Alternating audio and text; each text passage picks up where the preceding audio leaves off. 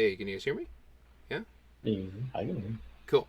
All right. Hey there, folks. So John here, and we are here with the first inaugural episode of the False Takes podcast, False Takes show, whatever you want to call this thing. And basically, the idea here is we try to get somebody. Obviously, this is a film and television industry show, and we try to get somebody from the industry that has done, hopefully, a decent number of projects in the past. And we're going to get them in here. And, there's a lot of people that talk about, here are the top 10 ways you can, get noticed at a film festival. Or there are, they give you like 10 tips for getting, the best shots ever. But what a lot of people don't talk about, and you don't really see a lot of, is people talking about their mistakes and what they learn from those mistakes. And that's really what this show is all about.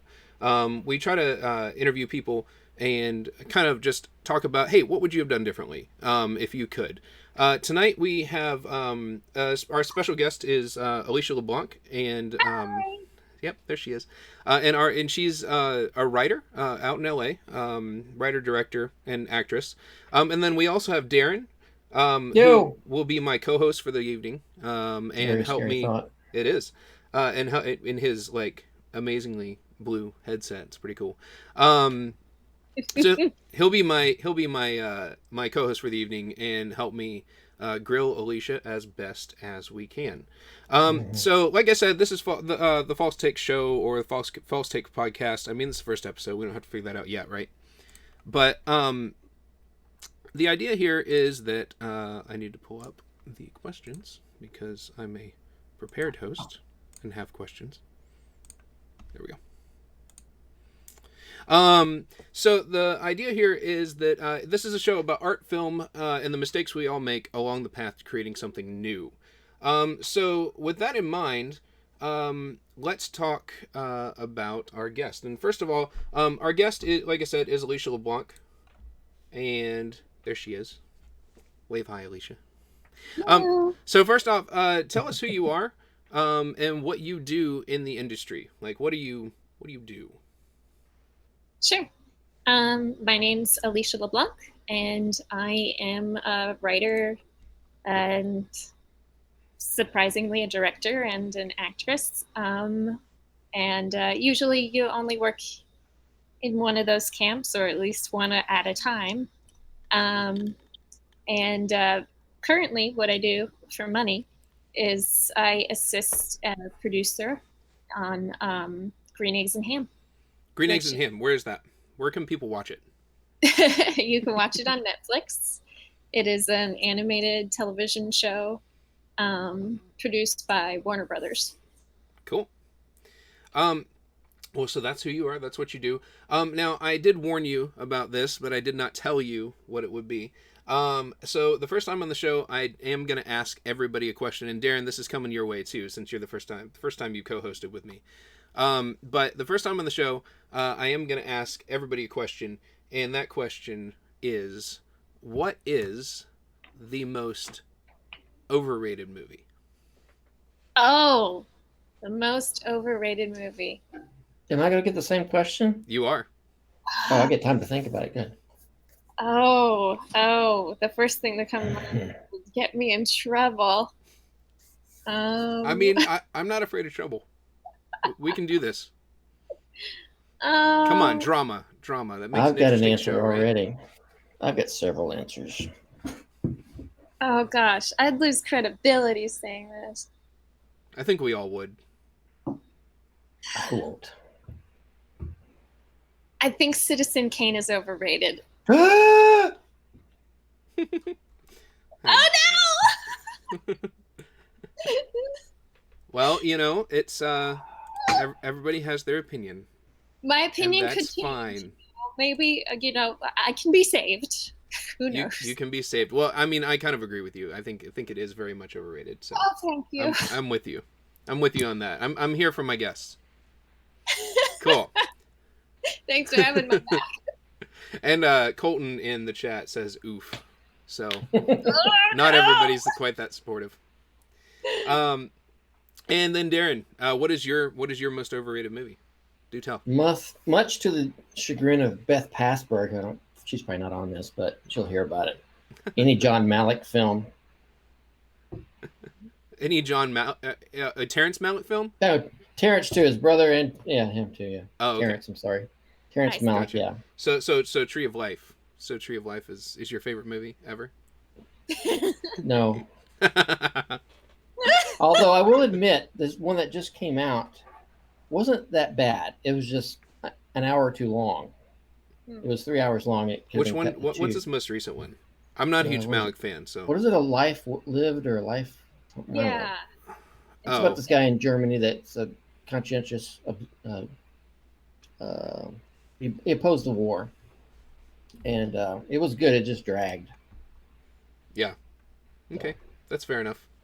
I mean, I think there's probably. Yeah, I'm sure I'm getting comments now. Yeah. So SK3, I don't know who that is. Said, "Wow, what a lame answer." It's YouTube, guys. It's supposed to be vicious. There we go. Here we go. Okay, cool. Well, Humans thank you guys for letting me put you on the spot and answering my silly question. Now let's get to a real one, and the first one is so. Alicia, you moved out to LA in 2014. I think you said, right? Yes. Cool. Yeah, 6 So we have a lot of people that really want to know, and again, you don't see a whole ton about this. What were you doing before you made the move out to LA, and what would you do differently if you could do it again? How was that transition? Talk about that. Okay. This is such a common question, and it's so different for everybody who's moved out here. Personally, I was working. I got my MFA in script and screenwriting, and I was working at this school where I did my graduate program, and I had some friends who were pushing me to make the move, and I had some obstacles in my mind as far as, I shouldn't move out there if I have debt. I shouldn't move out there if, just what am I going to do out there, and all sorts of reasons not to do it. Finally, I got very dissatisfied with where I was in life, and kind of one day made the decision, I'm going to move out there in 6 months. And for I don't know if people who see this who don't have a faith might not fully appreciate what I'm about to say. But it was a very strong God moment, because things just kind of fell into place in a way that was really serendipitous. So I was kind of, the day I made that decision, I was forced to tell my boss that day. I was going to take the weekend to think about it, and I didn't have that opportunity. I had to tell him then. And I went home, and I was immediately worrying about it, and I started praying, and I just felt this peace to the point where if I continued to pray, it was like I was trying to worry. So I was like, okay, I guess I'm doing this. So then I started planning, and a month before I was going to go, my roommate situation fell through. And I went to my women's Bible study, and I said, ladies, I'm moving out there in a month, and I don't have a place to live. Please pray. One of the women there was friends with a young lady at Reality LA, which is a church out here, and she knew my now roommate, and and she had just had 2 of her roommates had moved out. They were looking for someone to move in. I said, pick me, and here we are 6 years later. Yep. Cool. So how did you prep for moving out there? Like, and obviously you had a roommate worked out, which didn't work out, but otherwise, how did you prep to move out there? Okay.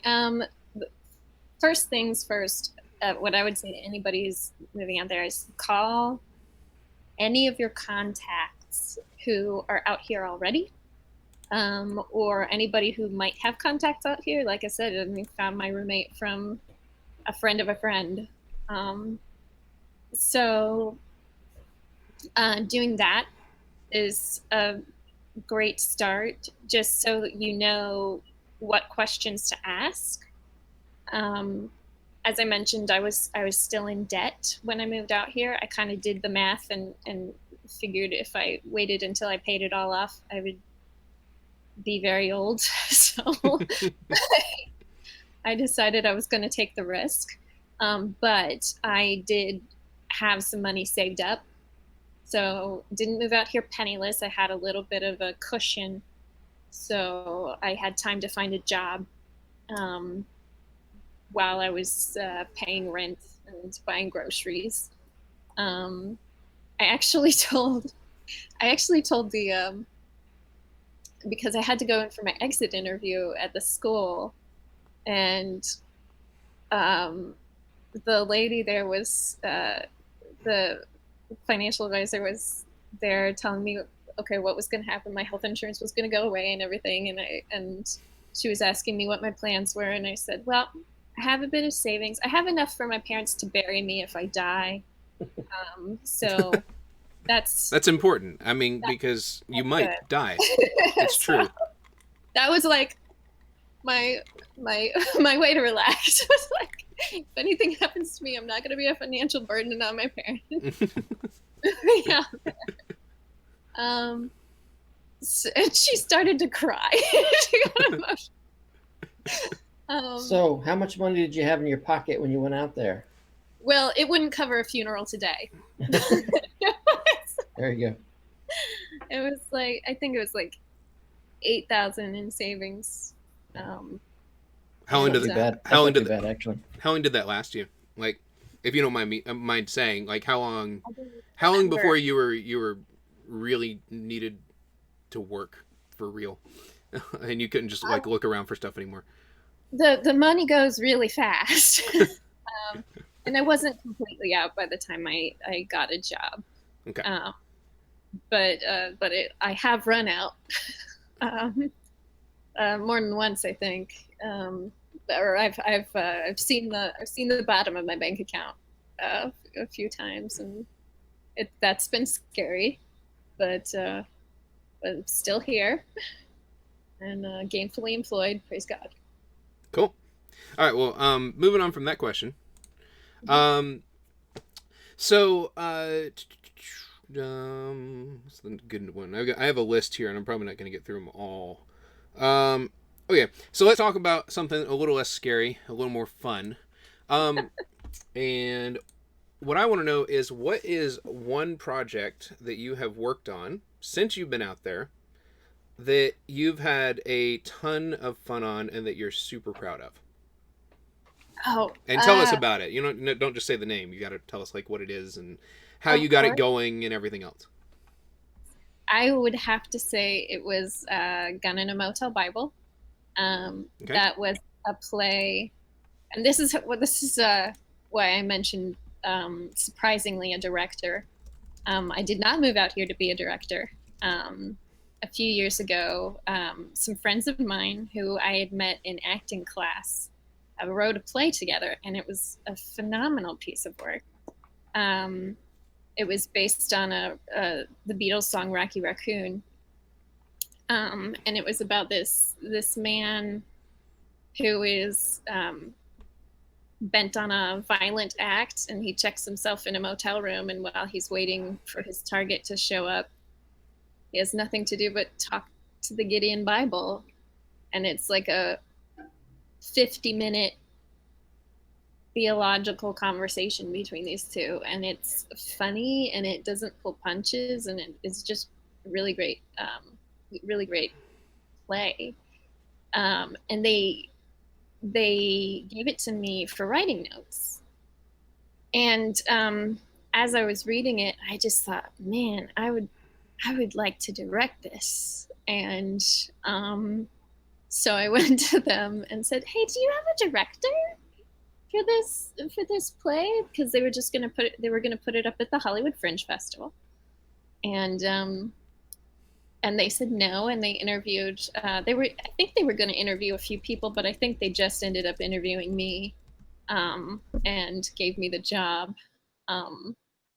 Now this was at a point where this is one of those moments where I started to see the bottom of my bank account, because when you jump into a passion project, you're going to lose money. So I was temping at the time. I was doing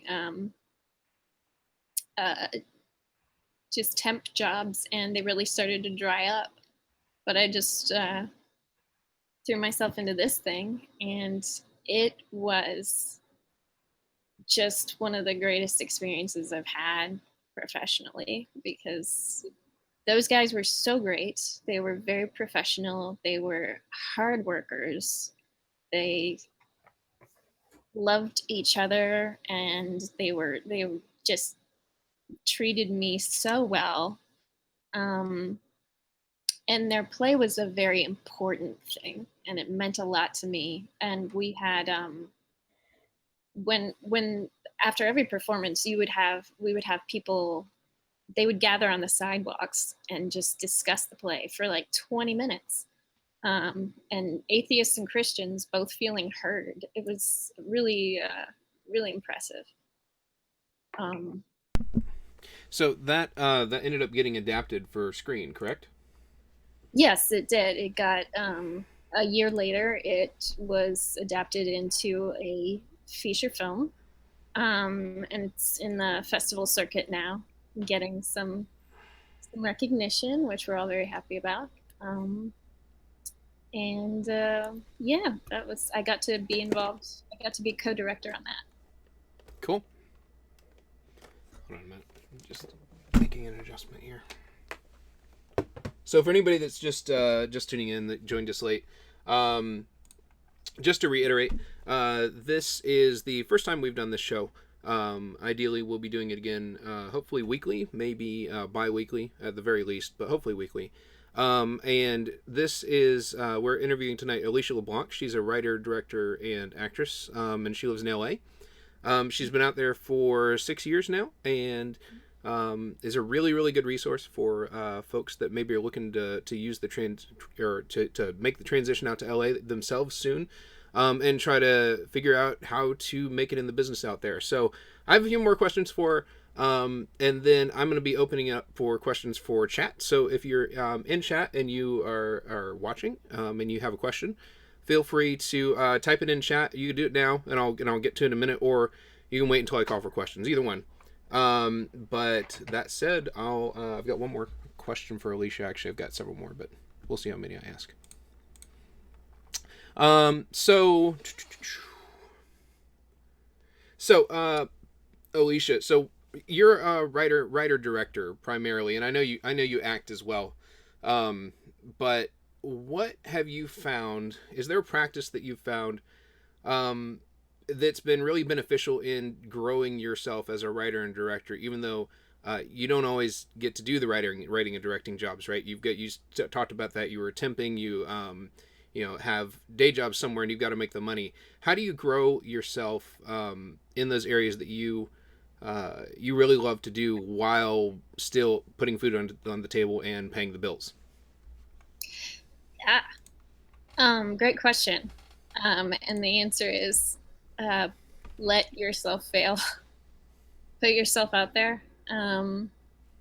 I was reflecting on this yesterday, and the biggest mistakes I have made professionally out here are because I said, maybe I can do this. And I could not. Um, and the biggest successes I've had since coming out here have been because I said, maybe I can do this. And I did. So yeah, it's a high risk, game, but you get more opportunities that way. And you can come back from those failures and from those embarrassing moments. Would you be comfortable sharing one of your failed moments with us? Yes. We don't want her to be comfortable about it. We just want her to tell us. All right. So this was probably the most humiliating thing that I have done out here. I was working on a television show for a little while. It was a strange circumstance because it was both a union and non-union show, and so you didn't always know what the rules were. Anyway, one day our what was it? The floor manager had to be. He had to take the day off, so we had to replace him. So I was like, I volunteered to be the second floor manager. And I had some experience stage managing, and I thought, okay, this will probably transition. I've been with this show for a year now. I think I can do this. But the thing was, my involvement with the show was mostly behind a desk, watching the show over and over again. This was a multicam live-to-tape show. It was a disaster. Yeah, that's a little bit different than the narrative. It was a disaster. I did, I got like half an hour of training before I jumped in.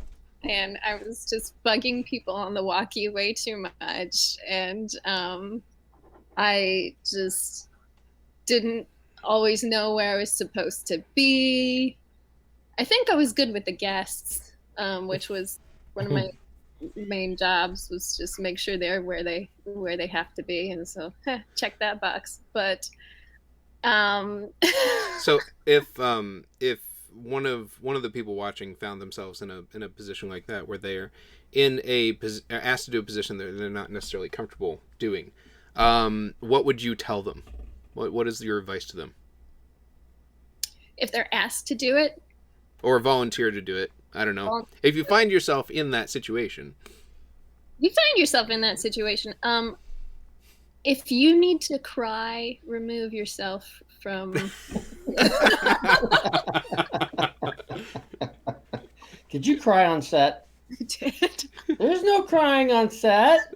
I know, it's so bad. It was so bad. I tried to hide it behind sunglasses. It was so embarrassing.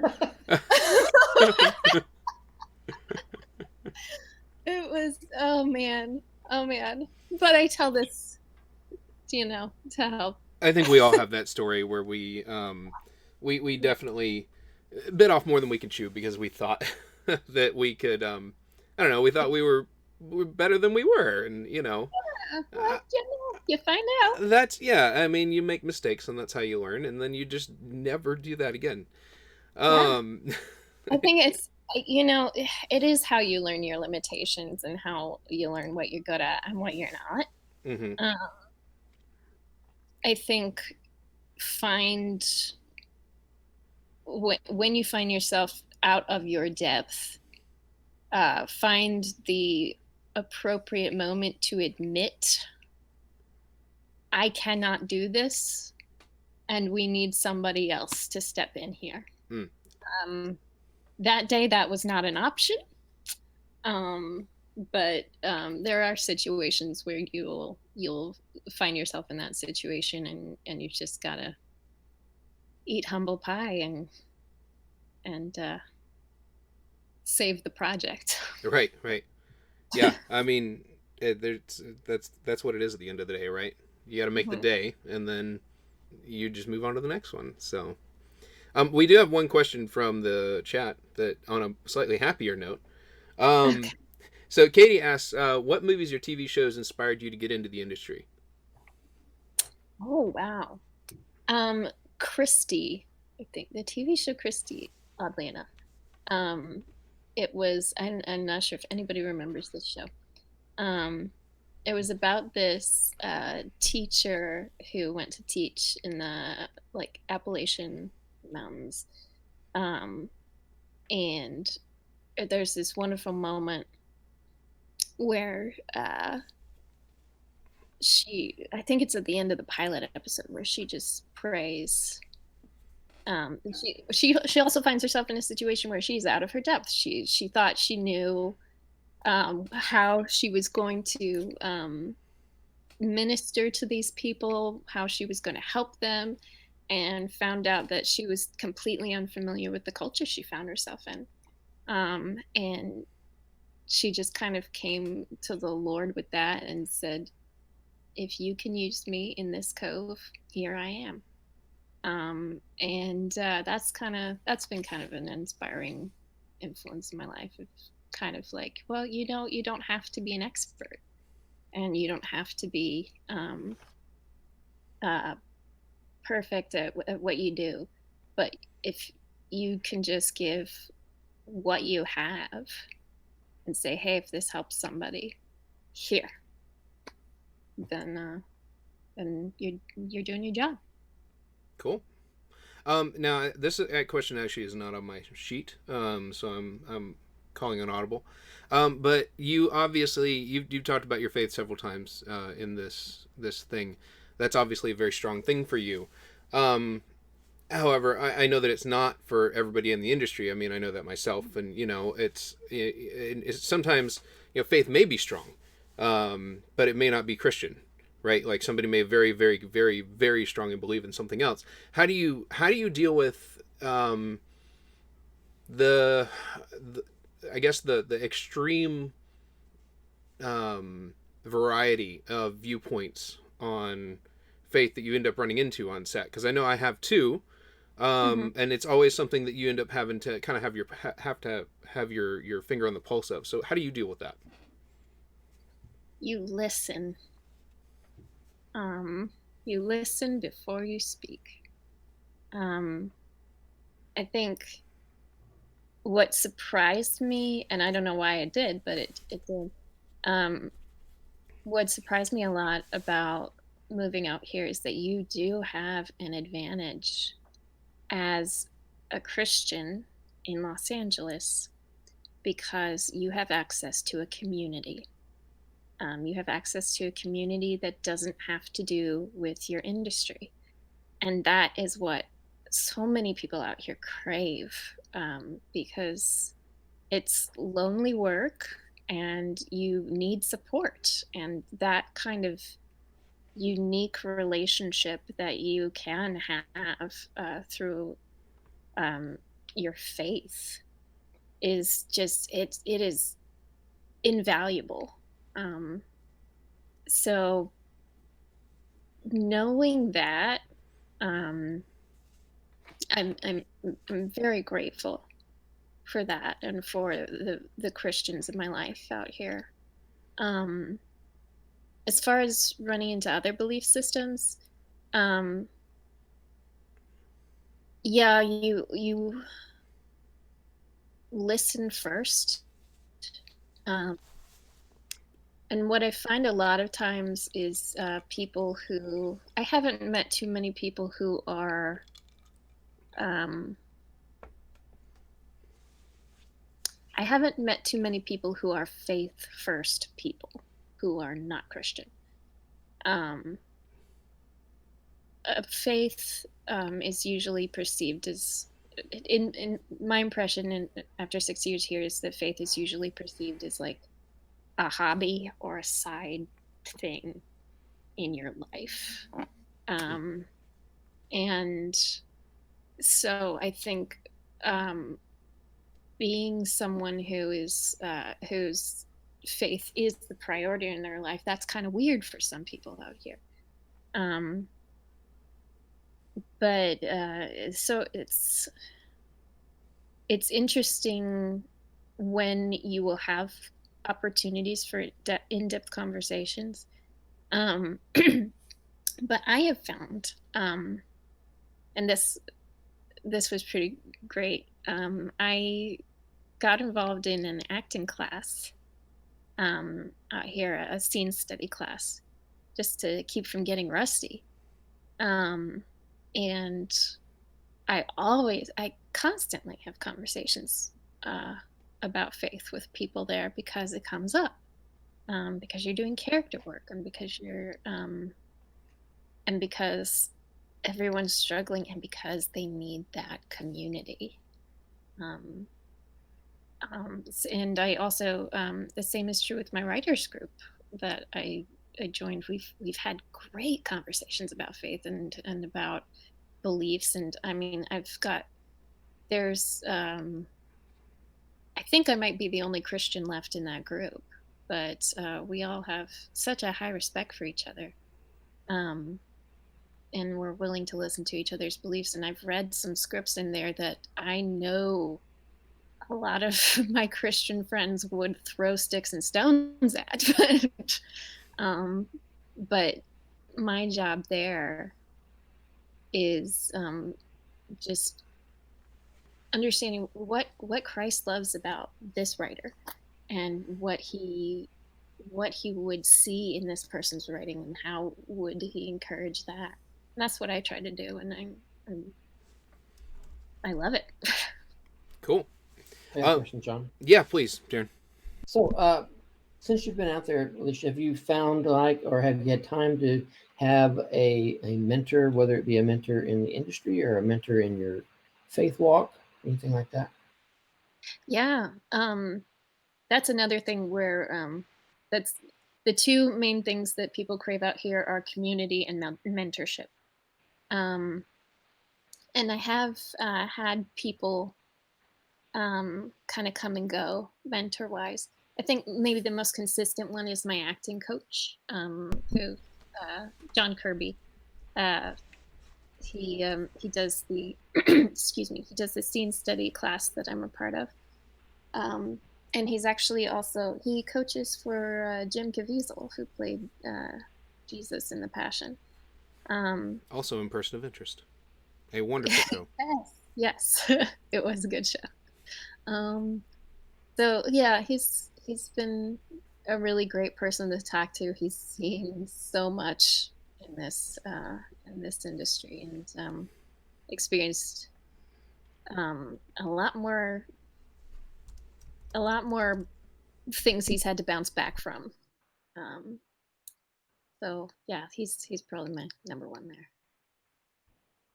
Good. Cool.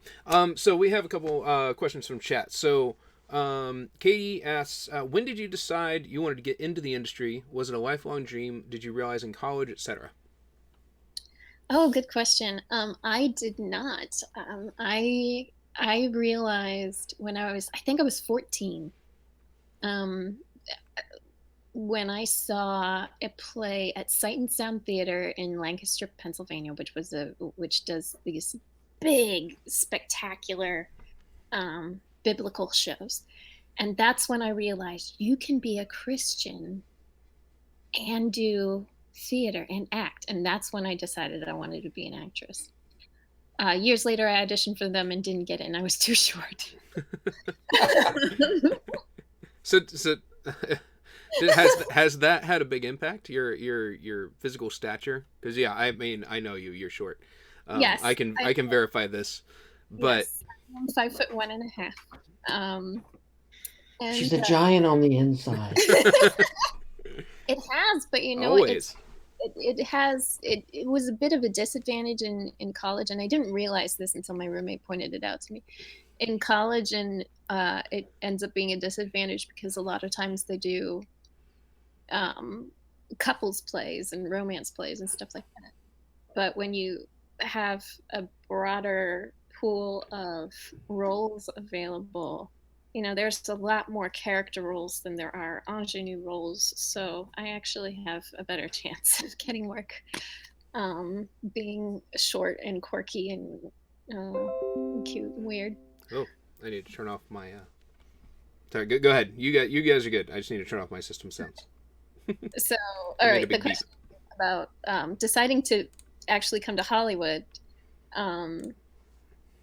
that didn't happen like until, this is so strange, when Heath Ledger died. Something in the pit of my soul said that shouldn't have happened.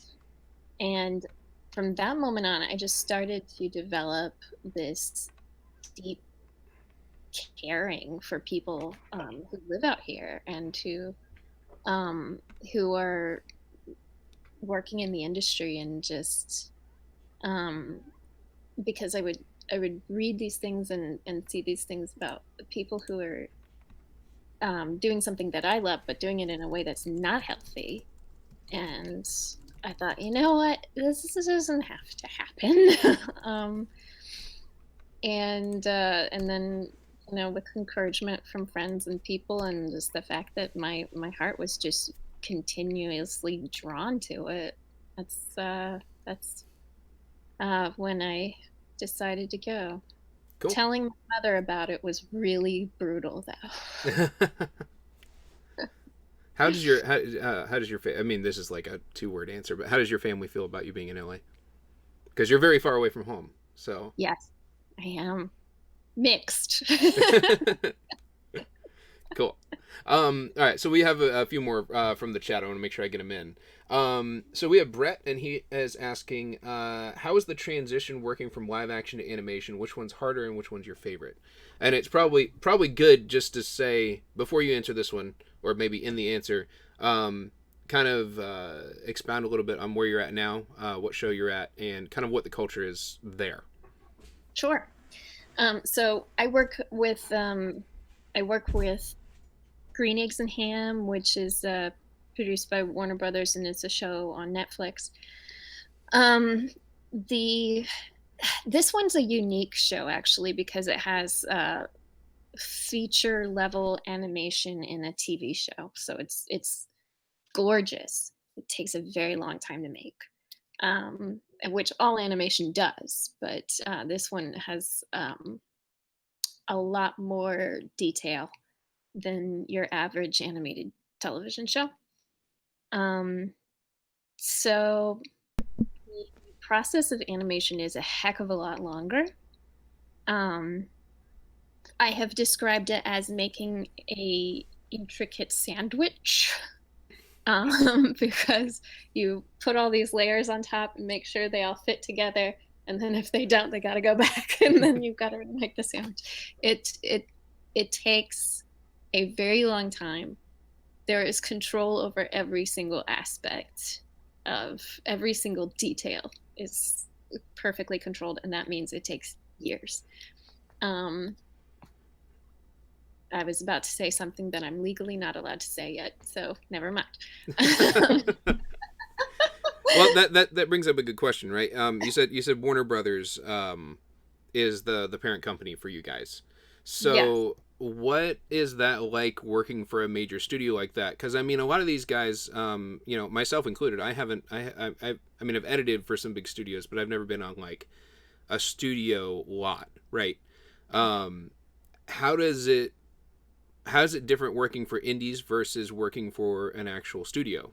I mean, what are the differences there? So he who signs the checks calls the shots.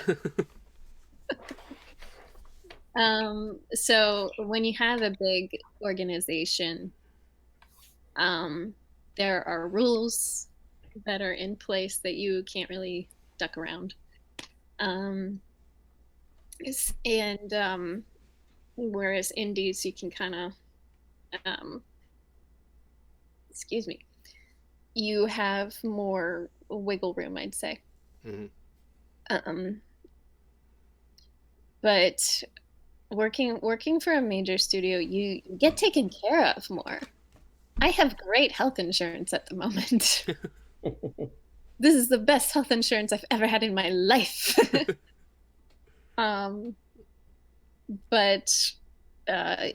Yeah, so it's a mixed bag. and you get people from who've had different backgrounds. They've worked for different studios. I'm working now with people who have done some really big projects for Disney and I think Nickelodeon, and just yeah, they're working with some pretty talented people, and it's just a huge mix of personalities. Um, but personally, I prefer live action because I'm not an animator, and Mm. right now, what I do is I assist the producer, and I kind of help manage the office a bit. Not manage, but I make sure everyone has their milk for their coffee and they have snacks, and if their badge malfunctions, it can get replaced. And those day-to-day things that Production office things. production office things. Yeah. Yeah.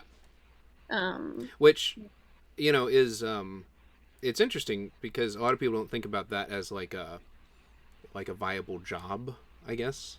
So it's a what? union job. It's a what? There is a union. I have found this out. I am now a union member. Oh, I didn't know that. Yes. Oh, Yes. look at It you. is the Union of Administrative Staff.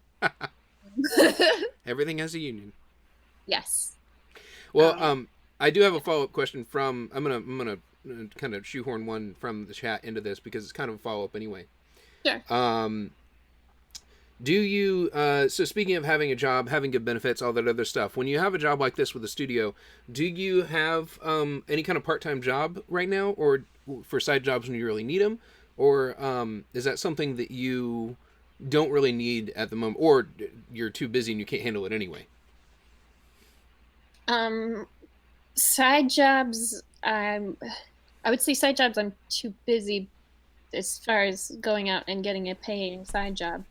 But the reason I'm too busy is because I'm still working on my own projects. I just finished a feature. I'm getting ready to send it out to festivals, and I'm talking with people about producing it. Cool.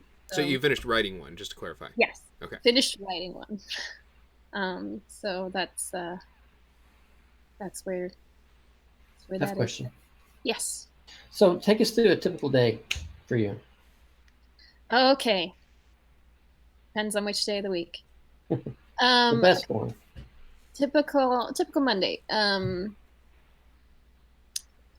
Aside from, well, right now, because we're all on lockdown with COVID-19, I go to my living room, turn on my computer, which I brought from the studio where I work. We do a Microsoft Teams meeting with the other production staff, and then I spend the rest of the day texting my boss about when her Teams meetings are, and coordinating with people whose equipment is malfunctioning, and calling them and telling them how to fix their internet. And then 6 o'clock rolls around. I relax for a little bit, and I work on a script. And yeah, and if we weren't on lockdown, then I'd be having 2 rehearsals a week with people from my acting class. On Tuesdays, I would have acting class from 7 p.m. till usually 11:30 at night. And then on Wednesdays, I have community group where I have my spiritual support. And on Thursdays, I play D&D. Hey, there you go. Yeah. Everybody's a nerd in film. It works out. Hey, so you mentioned you finished writing your feature, and You're starting to get that around there and everything like that. I'm gonna go way back up in chat. The writer's quill. I'm not sure who that is. If they put their name in there, I'll read it. But they asked, how do you, as a writer, director, and actor, market yourself on social media, or what handle your online presence? Oh, good question. The answer is very poorly. Um, I'm from like this middle generation who doesn't use social media very well. So yeah, I have, it has been something I've sadly neglected.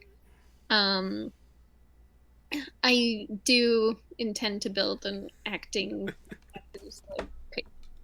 But Sorry, I wasn't laughing at you. Somebody in chat. This next question, you're gonna laugh. Okay, cool. So yeah, I guess that's one of my false takes is I just don't do social media very well. Yeah. Well, so if they wanted to follow what you're doing, do you have any kind of anything they could follow? Oh gosh.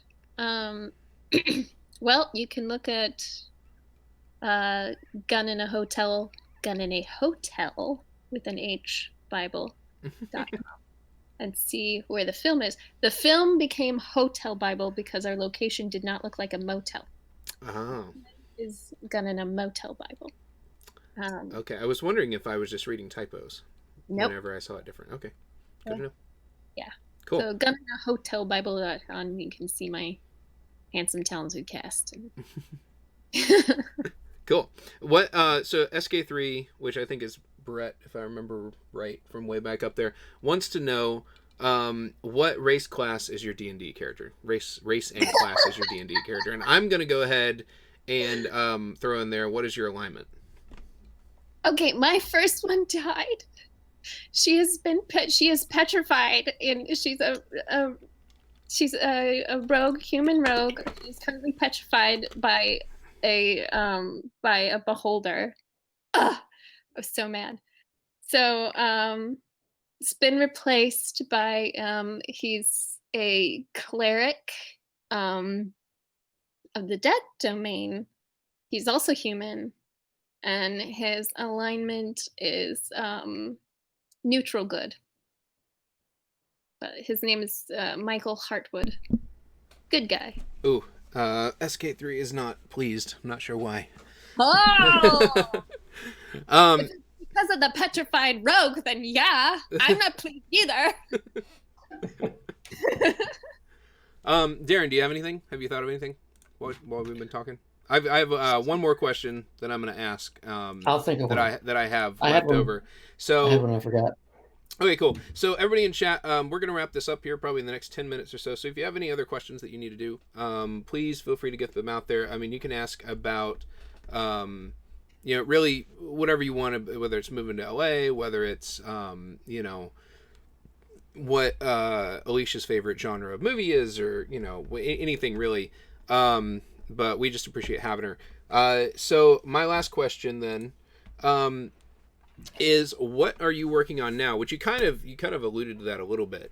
But what are you working on now, and where are you going next? So what is your 5-year plan?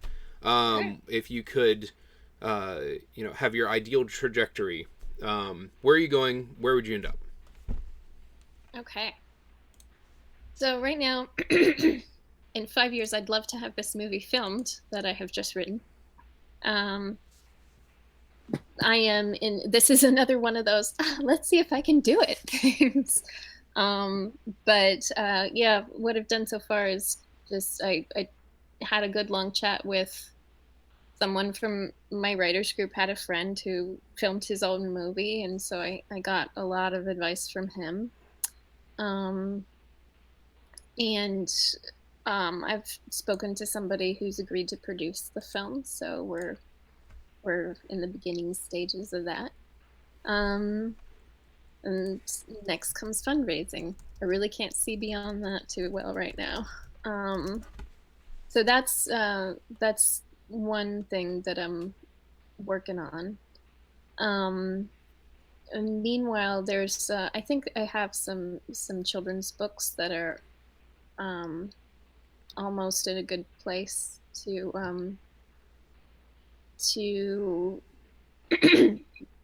start shopping out.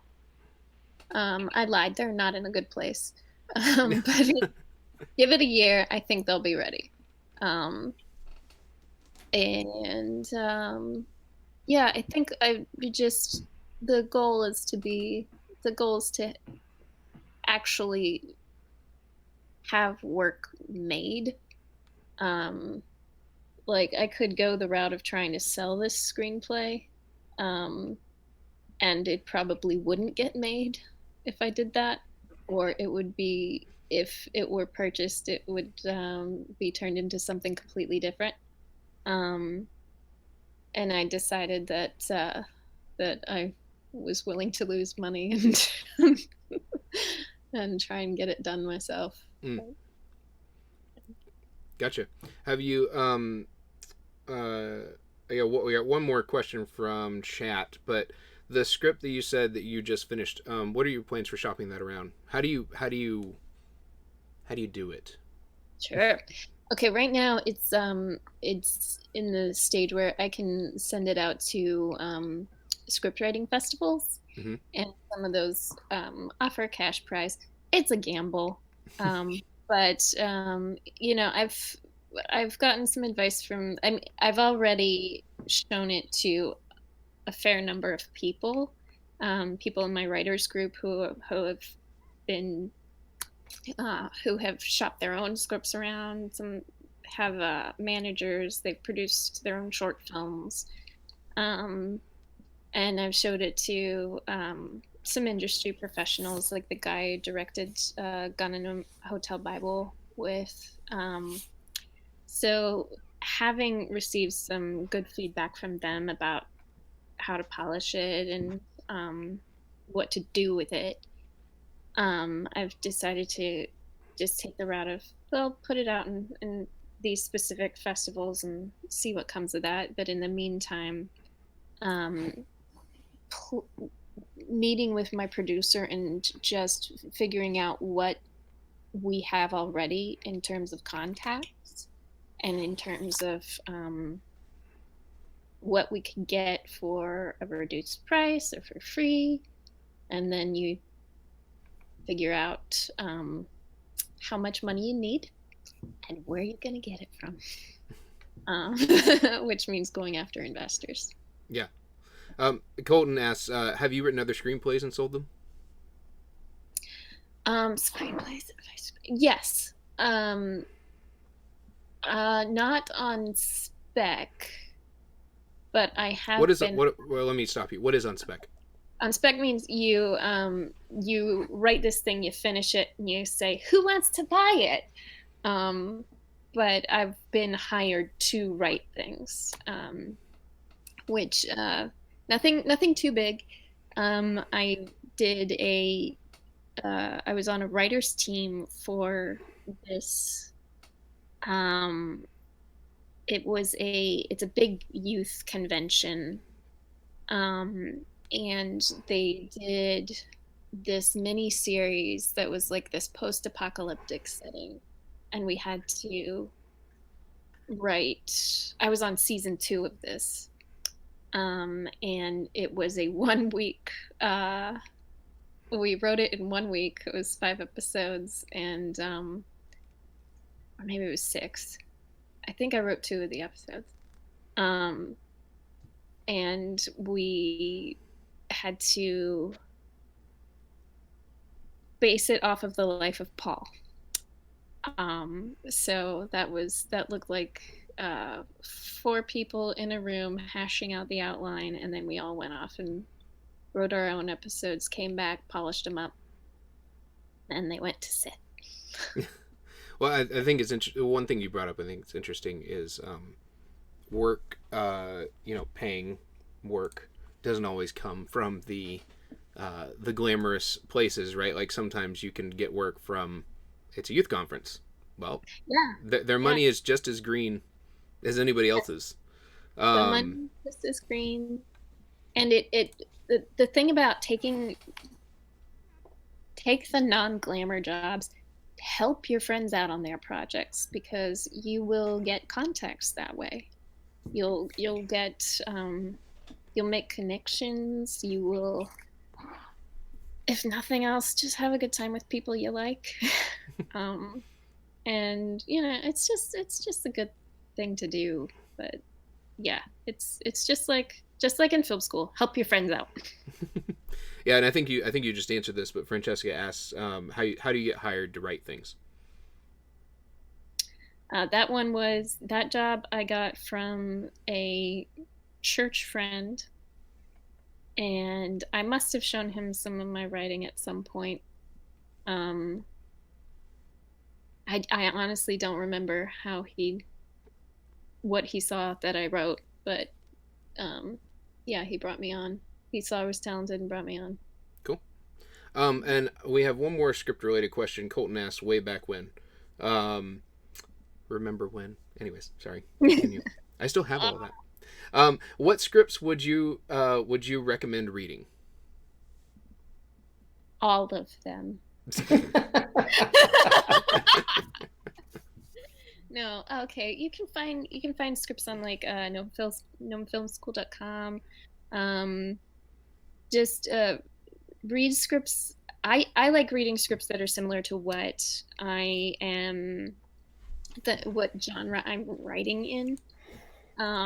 So if you want to write 1 hour dramas, read 1 hour dramas, and try to match it if it's like a procedural, or if it's like a family story or whatever. And if know what network you're aiming for. So like I started writing just for funsies, writing a spec script for The Good Doctor, which is on, now I'm blanking here. Is it on NBC? Is it on ABC? I don't remember. I know the show. I've never actually watched it though. So I looked for scripts that were for shows on that network, so I could see what their formatting was, where the act breaks were, and then I watched an episode of the show I was writing for, and just kind of why? Yeah, why notice those things? Well, where the format, the act breaks, all that stuff. Because the networks do them differently, and because that's if they get a spec script that is supposed to go on their network, their job is to kind of they've got scripts up to here, and their job is to reject as many as they can so their stack goes down. Mm-hmm. So if you have a script that fits into their format, into their the timing of their shows, the commercial breaks fall exactly where they're supposed to, then it makes it harder for them to reject your script. Cool. I think that's valid. Cool. So remind us one more time where folks can find what you're working on, and any social media that you might want to share. Okay, sure. So far, you can follow Gun in a Hotel Bible at guninahotelbible.com. And it does have an Instagram page and a Facebook page and all that wonderful stuff. But yeah, check it out. It's a good show. Excuse me. You did not cough into your elbow. That's why California's all messed up. I know. And coming soon, you can you'll probably hear about my feature Old Dog. That's the one that I'm gonna be working on raising funds for soon enough. So cool. I have a question, John. Oh yeah, go for it. So I see a lot of people, they want to go into the industry and they think they know what they want to do, but sometimes it ends up being something else. So what advice do you have for people that go out to LA or go out to Atlanta or wherever, and say for instance you want to be a director, unless they're like you and just go out and direct your own thing, no one's probably going to call them up and ask them to direct just yet. So what is your advice to people that come out there? What type of job should they be looking for? What should they do? Okay, a few things. One is be open to whatever industry job you can find. Two, do it to the best of your ability. And try to enjoy whatever you're doing. You might fall in love with something you didn't think you would. And three, and this is really important, don't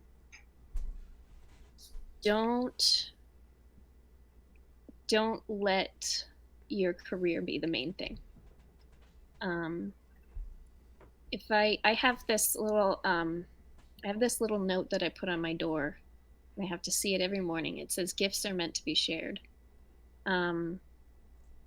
So if whatever I'm doing, if I'm doing that, then I'm doing what I'm supposed to do. And it doesn't matter if I'm just getting milk for these animators to put in their coffee, then I'm doing what I'm supposed to do. I'm still helping make movies, make art, make what I'm passionate about. And the you won't know where you end up, but if you can just be a true artist wherever you are, and that means you serve the audience, and you give your gift to the audience, whatever capacity that is in. That was very long-winded. But I think it made sense. Like I think that's very worth saying. You know, trying to serve the audience versus, you know, trying to just sell the next script or, you know, get noticed or whatever. I think that's really good. Colton has one last question. I think this will be a very simple one, but it's a fun one to end on. Do you write by hand or do you type? Or is there a combination of both in there? Both. I think when things are in the early idea phase, I write by hand. I have at my desk, I have what I call a distraction sheet, so that while I'm working on office management stuff, I can jot down my story ideas that I get and not think about them while I'm at work. So yeah, just both of those. I've got boxes bulging with notes for different projects. Cool. And then transfer them to the computer. Excellent. All right, Darren, do you have anything else? I'm good. Are you good? Cool. Well, Alesha, thank you so much for coming. This has been awesome. And I really appreciate you being here. I ever since I thought of this show, you know, I always imagined Alesha being the first guest because she was actually the first person I ever told about this show back when we were together in Virginia Beach in 2014 before she went to LA. So I thought you were going to say because she made a lot of mistakes. Well, she did, but it was mostly because of me. So the idea is, you know, we talked, and when we realized there's not a lot of people that like to talk about their mistakes, right? But our mistakes are where we get better. Our mistakes are where we learn. And so we wanted to start something. At that time, I think we decided that it was going to be a blog, which ended up not coming to fruition because you've got to sit down and take the time to write things. And so then it kind of evolved into a podcast, and that's kind of the story behind this. So I really appreciate Alesha you coming on for the first episode, and we'll have you back again for sure. Darren, I believe you are handling the guest next week. Is that correct? Yes. So do you want to tell us a little bit about who we're going to have next week? Yeah, next week we're going to have a friend of mine from the Tidewater area named Lori Daniels. She is a professional makeup artist, and she does hair sometimes if you'll press her into it. But for the most part, she just does makeup, and she's worked on Harriet. She's worked on lots of big movies that have come through the Richmond area, and she worked on a ton of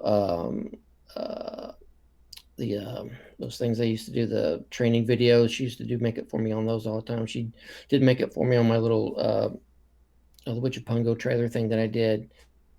So she's a good dear friend of mine, and she does really, really good makeup, and she's very funny. I think she's nervous like crazy because she doesn't do stuff like this. She doesn't like to be in front of a bunch of people, so this is probably a little more comfortable for her. But still, so she'll be a lot of fun. You can ask her a lot of questions about makeup, about what should I do for my thesis thing, because I don't know how to do makeup, but I don't know anybody who does makeup, and she'll probably tell you what to do, and just do the basic stuff. And she says she may demonstrate some stuff. I don't know. We'll see what she does, and I'm going to try to pull some stuff out of her, like what would go in a good kit for a student doing a student film. What's the basic 5 things you need to have? Aquanet or who knows? I don't know what it is. Cool. So anyway, she'll be fun, and it'll be enjoyable as well, just like Alicia was. So it'll be a fun time. Great. Well, we go back to me.